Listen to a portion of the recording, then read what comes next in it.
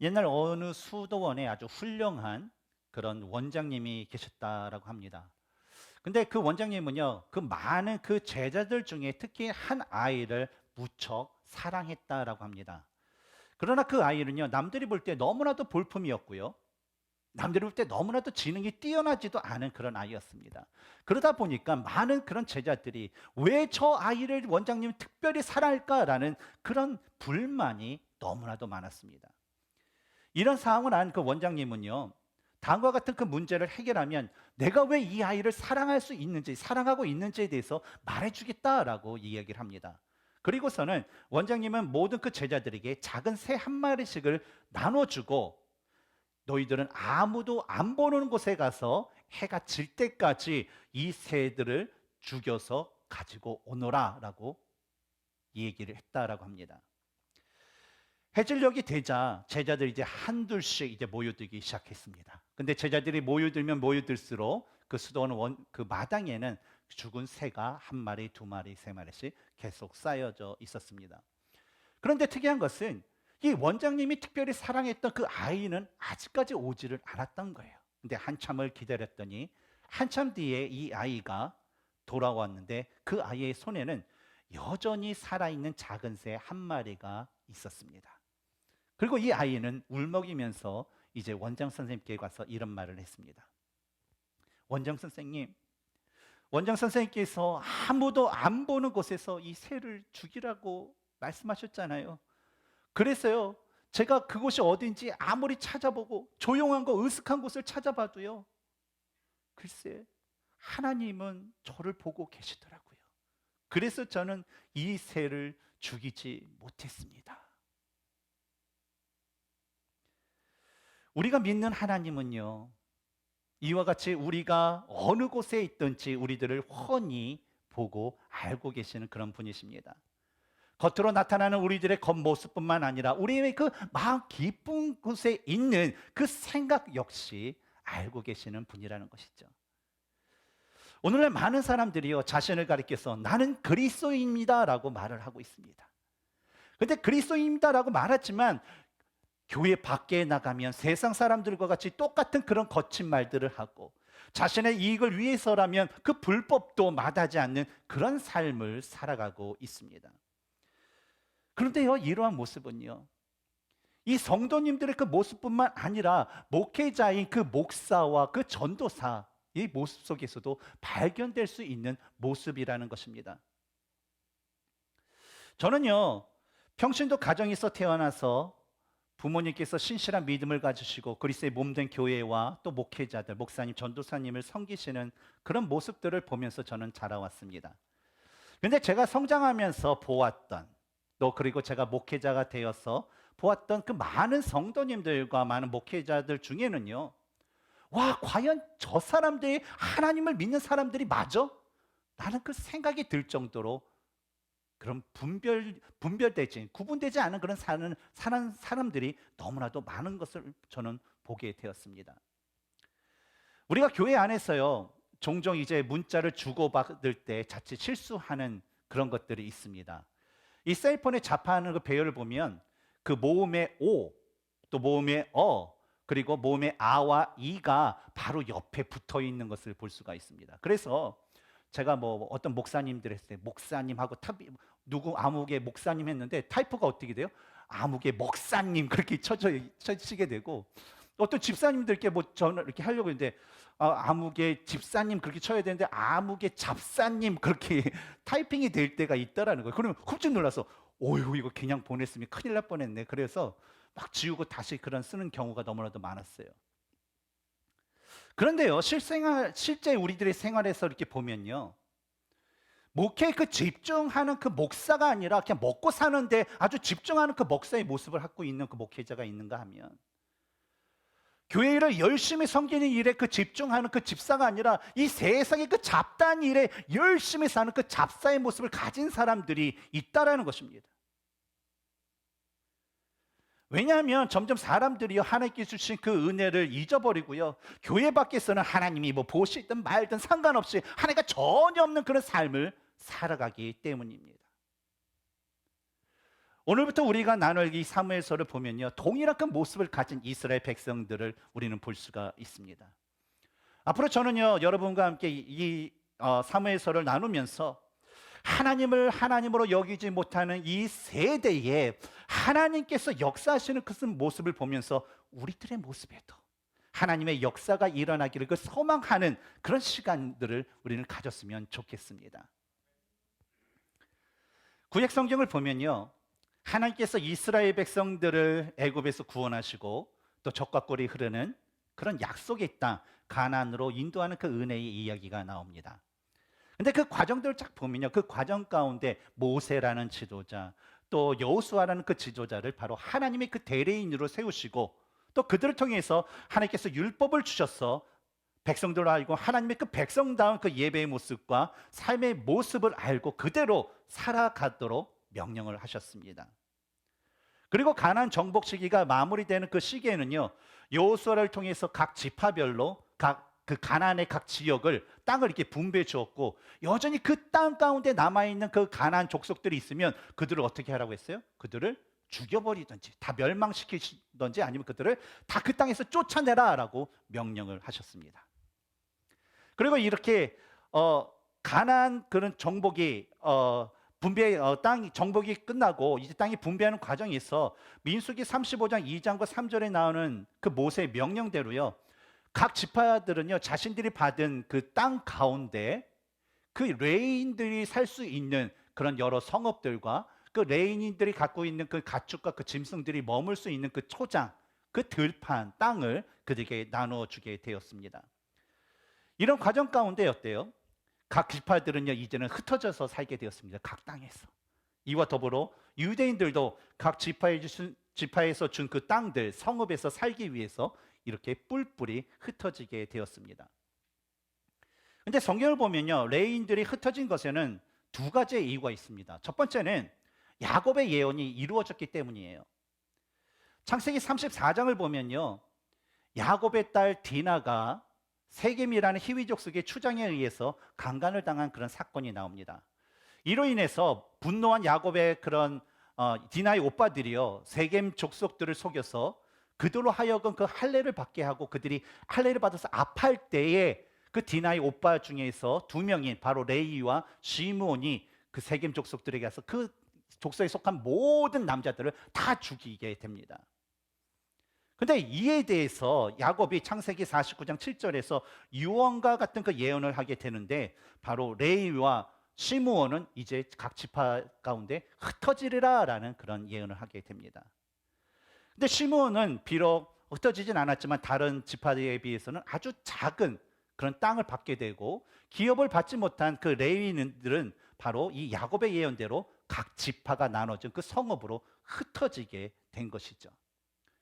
또 두 번째 이유는 이러한 레위와 시므온에 대한 그 심판 속에 또 다른 하나님의 그 계획하심이 있었기 때문입니다. 출애굽 이후에 레위 지파에게 하나님께서 주신 업무는 하나님께 드리는 그 제사에 필요한 그 모든 일들을 담당하게 하셨어요. 그래서 모든 지파가 함께 가나안을 정복할 때까지는 바로 이 레위 지파를 중심으로 하나님의 말씀을 드리고 하나님 앞에 예배드리고 또 이 백성들이 어떻게 살아가야 될지에 대해서 그들은 듣고 알았습니다. 그래서 이 이스라엘 그 지파 모든 사람들 중에서 이 율법의 전문가라고 하면 누구예요? 바로 레위인들, 레위 지파 사람들이 바로 율법의 전문가였다라는 것이죠. 하나님께서는요, 이 가나안 정복이 끝난 다음에 이스라엘의 그 12지파를 각 지역의 그 땅으로 흩으시면서 바로 이 레위인들도 함께 보내셨다라는 거예요. 그래서 이 율법에 능통한 그들로 하여금 백성들에게 율법을 가르쳐 이 백성들이 계속해서 하나님의 말씀을 기억하고 지키며 살 수 있도록 하나님께서 그런 계획을 허락하셨던 것입니다. 이렇게 각 지파는 그 지파별로요, 또 레위인들은 그 레위인 나름대로요 분배받은 땅들로 인해서 아주 큰 기쁨의 은혜를 얻었습니다.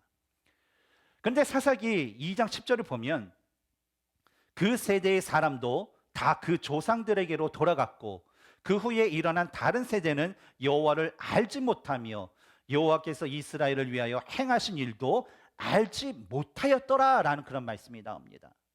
그리고 이어지는 11절서부터 13절을 보면 이스라엘 백성들이 하나님과 하나님의 그 말씀을 버리고 뭘 해요?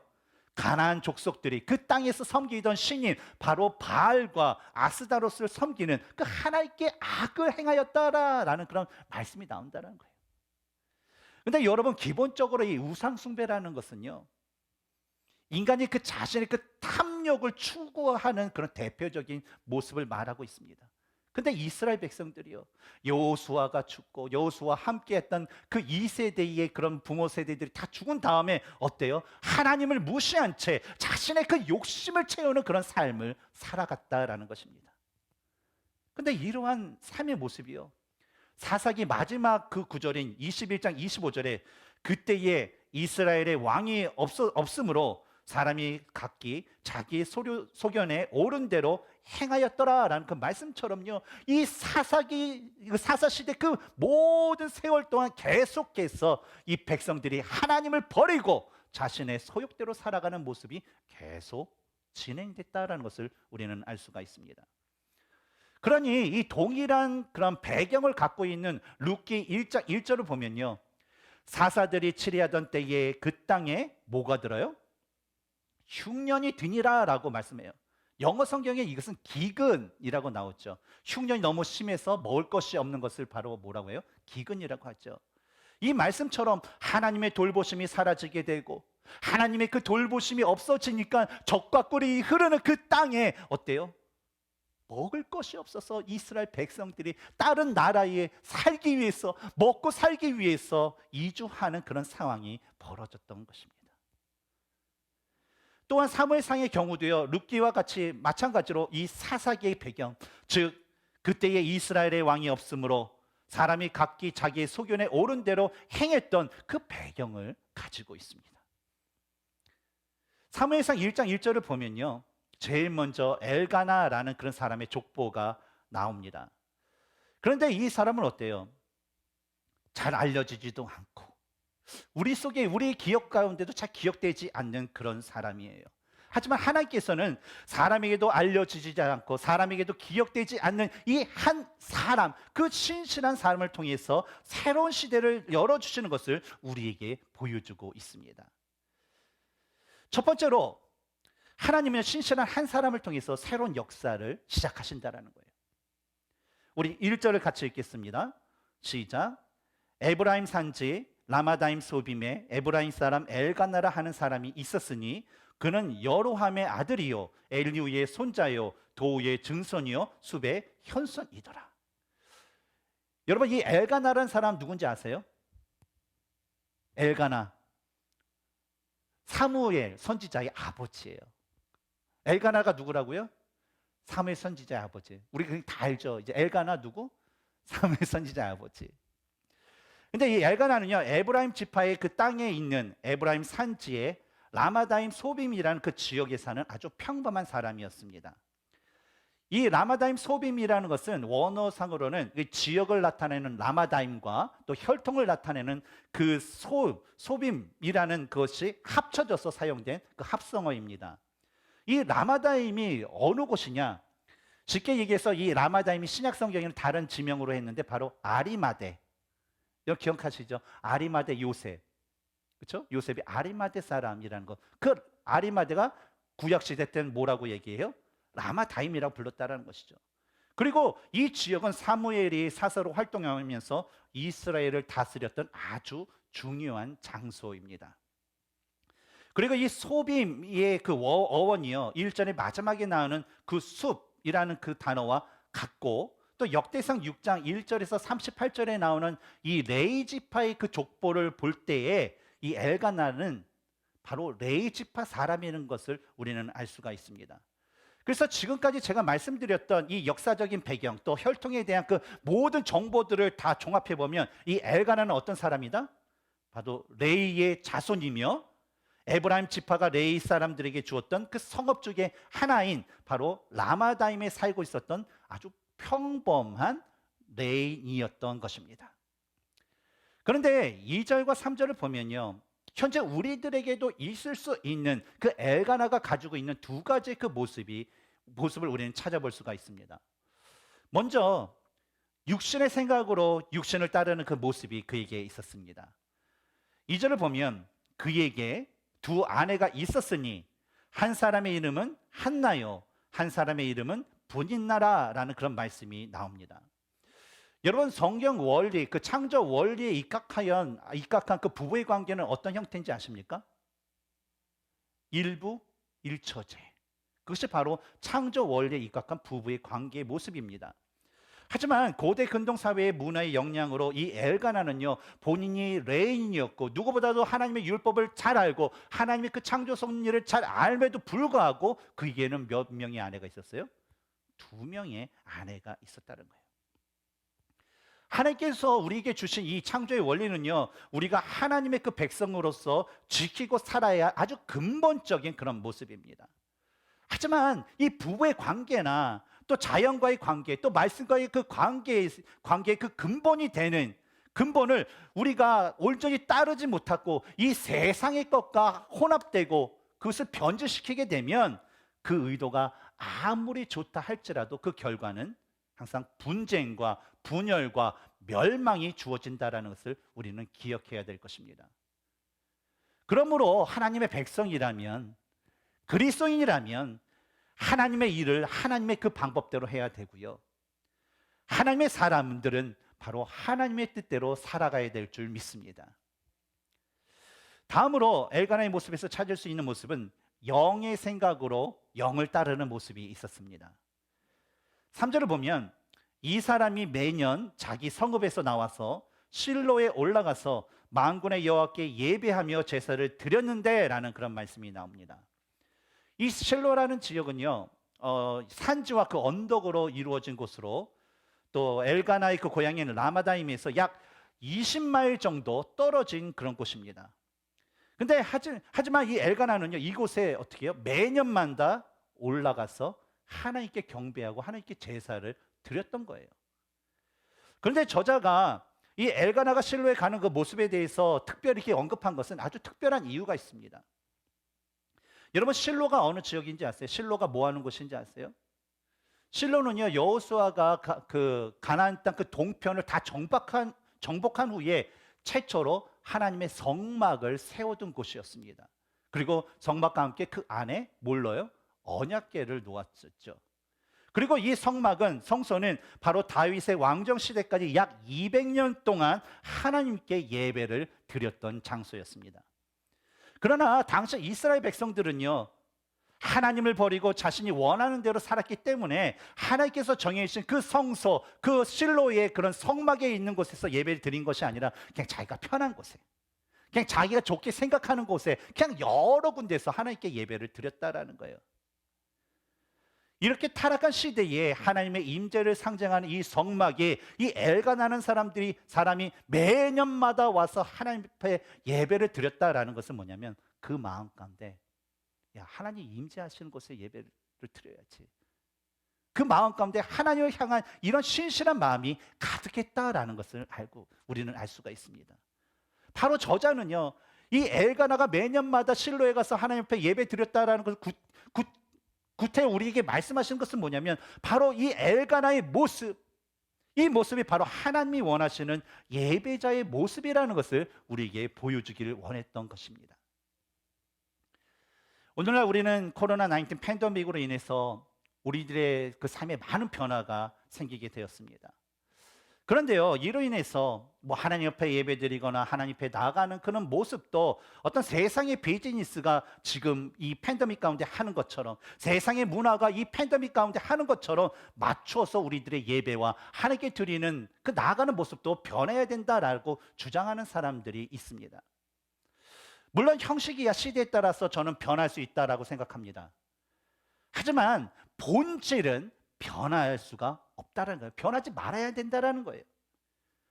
우리가 하나님께 드리는 예배는요, 예수님께서 요한복음 4장 24절에 하나님은 영이시니 예배하는 자가 영과 진리로 예배할지니라 라고 말씀하신 것처럼 우리는 그 진리의 영 안에서 하나님께 예배를 드려야 합니다. 그런데 교회에 와서 교회 예배 시간에 또 잠을 자거나 그냥 앉자마자 그냥 자기를 결심하고 자거나 또 예배를 드리는데 딴 생각을 하거나 요즘처럼 온라인 예배를 드리는데 예배에 그 온라인 방송 틀어놓고 누워서 그것을 본다든지 또 다른 설거지하면서 본다든지 아니면 다른 업무를 하면서 그걸 보는 것은 결코 예배가 아니라는 거예요. 왜냐면요, 그런 모습은 하나님의 영이 우리와 연합되지 않는 모습이기 때문에 그렇다는 거예요. 우리가 드리는 예배는 어떤 예배여야 돼요? 하나님의 영과 우리의 영이 어떻게 돼요? 연합되어야지 그것이 하나님께서 받으실 합당한 예배이기 때문입니다. 그러므로 하나님께 합당한 그 예배를 드리거나 여러분 하나님께 합당한 기도를 드릴 수 있는 그 자리에 우리는 나아갈 수 있도록 매일매일 힘써야 될 것입니다. 그래야겠어요. 하나님께서 찾으시고 원하시는 그 참된 예배자가 바로 저와 여러분이 되어야 될 줄 믿습니다. 두 번째로 하나님은요, 창조의 질서를 통해 새로운 역사를 시작하십니다. 우리 같이 2절을 읽겠습니다. 시작. 그에게 두 아내가 있었으니 한 사람의 이름은 한나요, 한 사람의 이름은 분인나라. 분인나에게는 자식이 있고 한나에게는 자식이 없었더라. 이 엘가나라는 사람에게는 두 명의 아내가 있었습니다. 근데 이 한글 성경에서는요, 이 한나와 이 분인나를 아주 대등한 그런 아내로 표기하고 있습니다. 하지만 원어에서는요, 이 분인나를 성경할 때 한 사람의 이름을 할 때 이 한 사람에는 이 말이 다른 단어를 쓰고 있는데 그곳에는 바로 또 다른 두 번째라는 그런 의미를 담고 있어요. 그래서 정확하게 말하자면 정부인은 누구예요? 한나, 그리고 첩은 분인나가 되는 것입니다. 그런데 이 한나와 분인나 사이에 갈등이 생겼다라고 그래요. 근데 이런 갈등의 모습은 우리가 일반적으로 생각하는 것 같이 그냥 서로 간에 야 뭐 네가 잘났어 내가 잘났어 하면서 서로 막 험한 말을 뭐 하고 뭐 다투는 그런 갈등이 아니라 오늘 본문에 나오는 6절에 그의 적수인 분인나가 그를 심히 격분하게 하여 괴롭게 하더라라는 그 말씀과 7절에 분인나가 그를 격분시킴으로라는 그 말씀을 보면 이 갈등의 모습은 분인나가 한나에게요 아주 일방적으로 퍼붓는 그 공격하는 그런 갈등이었다라는 것입니다. 왜냐하면 오늘 말씀을 보면 매년마다 남편 엘가나가 제사를 드릴 실로에 갔다 오면 이 제사의 분깃, 즉 뭐예요? 제사를 드린 후에 제사에 참석한 사람들에게 주는 어떤 고기, 음식들 있잖아요. 그런 음식들을 분인나와 분인나의 그 자식들보다 누구에게 더 많이 줘요? 한나에게 더 많이 줬더라. 갑절로 주었더라. 왜냐? 그 한나를 더 사랑했기 때문에. 분인나의 마음이 어때요? 내가 비록 첩이지만 내 남편의 자식을 낳는데 그럼 내가 더 사랑받고 내가 더 대우를 받아야 되는데 아니 애도 못 낳고 저런 여인을 더 사랑하는 게 이 분인나에게서 이해가 되지 않고 그것이 화가 불만이 됐던 거예요. 근데 이런 상황이 한 번이 아니라 어때요? 이 엘가나는 사람이 매년마다 예배를 드리러 가는데 갔다 오면 똑같은 일을 하니까 어때요? 분인나가 한나를 계속적으로 괴롭혔던 것입니다. 그러니까 이 한나가 어때요? 너무나도 마음이 속상해서 입에 그 음식이 들어가지 않고 그렇게 괴로웠던 것입니다.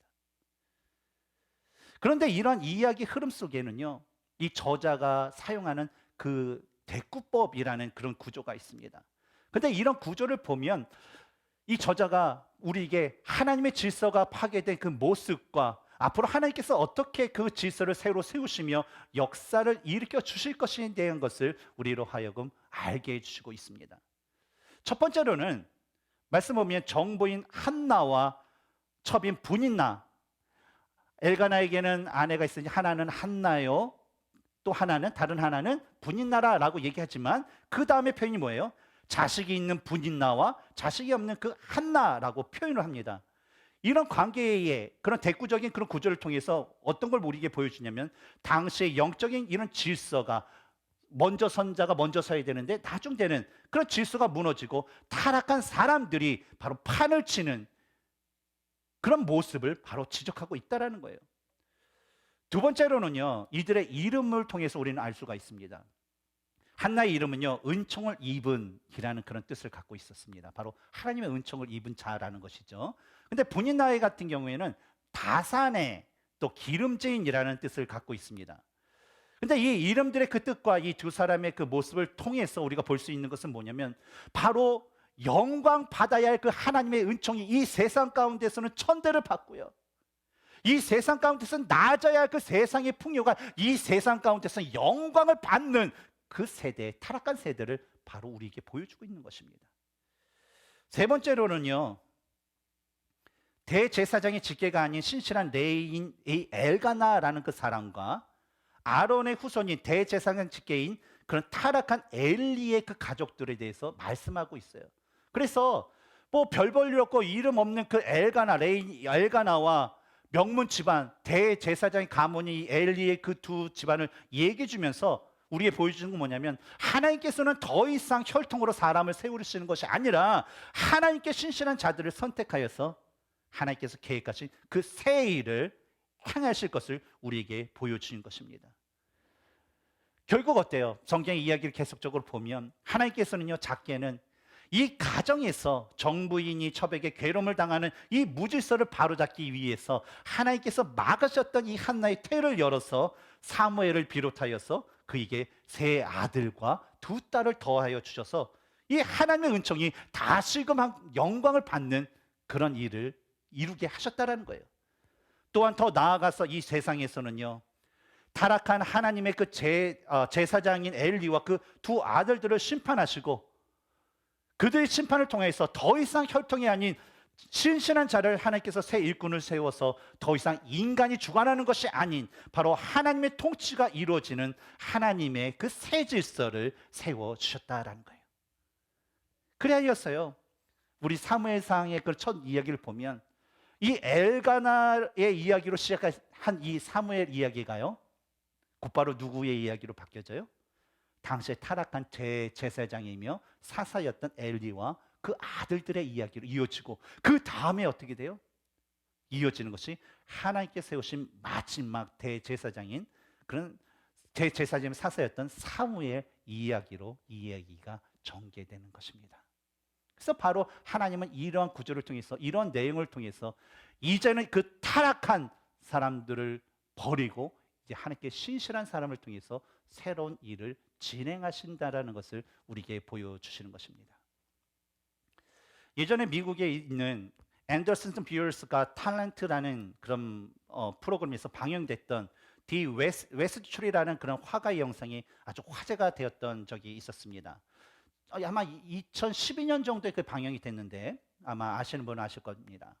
이 화가는요, 스피드 페인터라고 해서 많은 사람들의 앞에 나와서 그 검은 캔버스 안에 붓 하나를 가지고 흰색과 붉은색 물감을 가지고 여러분 제가 1분 30초 만에 멋진 그림을 그려드리겠습니다 하면서 음악과 동시에 막 그림을 이렇게 그리게 됩니다. 그런데 30초 지났는데 관중들의 모습을 보니까 그냥 얼굴 표정이 점점 그냥 굳어져 가요. 뭐 독특한 제스처를 하면서 좀 몸짓을 보면 음악가 이렇게 흔들거리는 거 보면 좀 뭐 웃기려고 나오나? 그런 생각을 하는데 아무리 봐도 도대체 무슨 그림인지 모를 그 그림을 열심히 그리는 그런 모습 때문에 사람들이 좀 얼굴색이 변한 거예요. 그리고 이제 1분이 지났을 때에 사람들이 이제는 실망하기 시작합니다. 왜냐하면 진짜 아무리 봐도 그림 같지 않는 그런 그림 때문이었었죠. 그리고 마침내 1분 30초가 지나고 그림이 완성이 되자 관중들이 비난을 합니다. 도대체 무슨 그림을 그린 거예요? 과연 그 결과는 어떻게 되었을까요? 한번 관련된 영상을 한번 보도록 하겠습니다.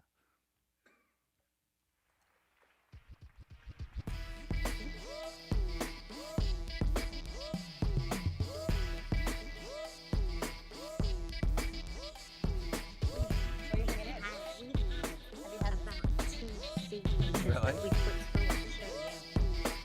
Are they good?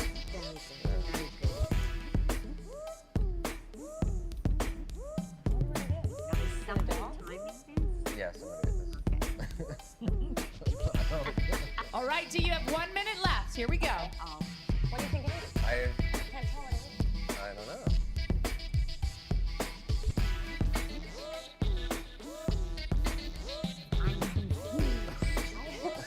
45 seconds, D. Here we go. And not even intrigued. Yes.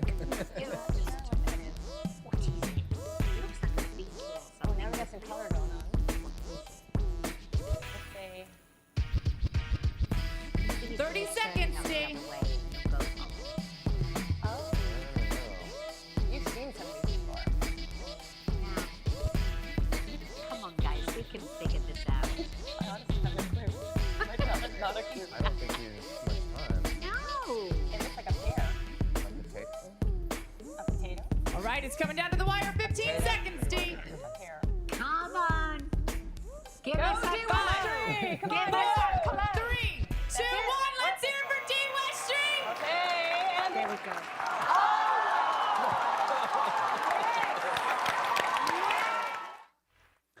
이 영상에 나와 있는 그 어두운 캠퍼스처럼요.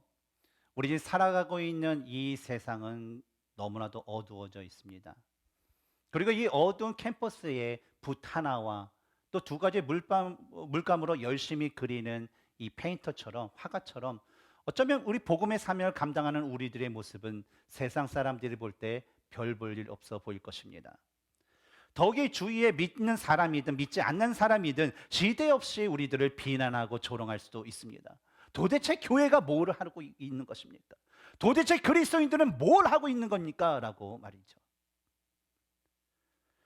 그리고 우리들 자신도요, 이 세상을 보면 진짜 예수님 믿지 않고 신앙생활 똑바로 하지 않고 그 악한 사람들이 이 세상에서 잘 살고 잘 먹는 그런 것들을 보면서 예레미야 12장 1절에서 악한 자의 길이 형통하며 반역한 자가 다 평안함은 무슨 까닭입니까? 라고 하나님께 불평을 했던 것처럼 우리도 동일한 불평을 하나님께 할 수 있습니다. 하지만 하나님은요, 지금 이 순간에도요, 하나님의 그 일을 이루고 계십니다. 우리가 생각하기에 이 세상이 너무나도 악하고 전염병으로 인해 우리의 삶이 어두워지더라도 하나님은 지금 이 순간에도 그 신실한 한 사람을 찾으시고 그 한 사람을 통해서 새로운 질서를 세우시고 새 일을 시작하신다라는 거예요. 다만 우리가 깨닫지 못할 뿐이라는 것이죠. 저는요, 이 세상의 모든 사람들이 다 하나님을 버리고 제멋대로 살아도요, 우리 라이프교회 성도님, 이 자리에 계신 우리 성도님들은 하나님이 찾으시는 신실한 하나님의 자녀가 되기를 주님의 이름으로 축원합니다. 세상의 그 거짓된 그리스도인들이 아니라 하나님이 찾으시고 하나님이 원하시는 그런 하나님의 신실한 그리스도인이 되시기를 주님의 이름으로 축원합니다. 사랑하는 성도 여러분, 우리에게 주어진 상황이 어렵고 힘들더라도요, 그 순간에도 역사하신 그 하나님을 바라보시기 바랍니다. 그리고 그 긍휼하심을 쫓아서 그분의 그 인자하심을 쫓아서 우리에게 많은 은혜를 베푸실 그 하나님 앞에 열심히 힘써 나가시는 성도님들이 되시길 바랍니다. 그래서 이 세대 가운데 하나님께서 택하시고 하나님께서 원하시고 하나님께 쓰임받는 저와 여러분이 되기를 주님의 이름으로 축복합니다. 함께 기도하겠습니다.